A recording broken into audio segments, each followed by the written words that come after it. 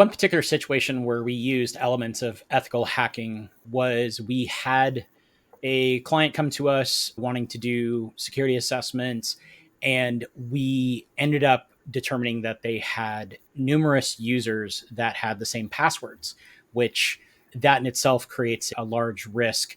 This is something that would not have been brought to the surface if we had not been allowed to conduct ethical hacking techniques. Whereas a check previously would have just maybe asked everybody, does everyone use their own password? And there's no guarantee that everyone would answer that question honestly. So this was a way to show proof that there was this issue.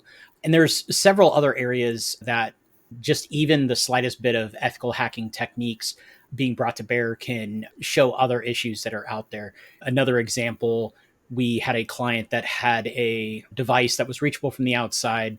And in our initial testing, it said that it may be accessible through default credentials. Not having the permission right then and there, we had to step back, but we ultimately asked the client for permission to attempt to break in. And indeed, it did have those default credentials, which then illustrated the fact that that there could have already been attackers on the network doing malicious things. The password thing, because when we do that, we don't actually see what the passwords themselves are. We just know that it's either on a really large list we have, or the passwords match on the in the database. And the customer, not the customer, but some people actually pushed back.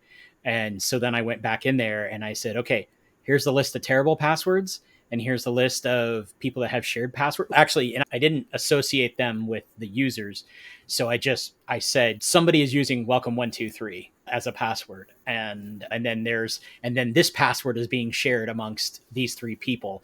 And so I kept it anonymous so nobody would necessarily get in trouble, but it completely just annihilated that pushback that the employees brought. And that kind of leads into that human element that we're going to talk about, because that's such a big thing. I think I've talked about the myths like, oh, we're too small to be hacked. It's like, no, you're not. You're just maybe haven't been hit yet, or you've been hit and you don't have the resources to know.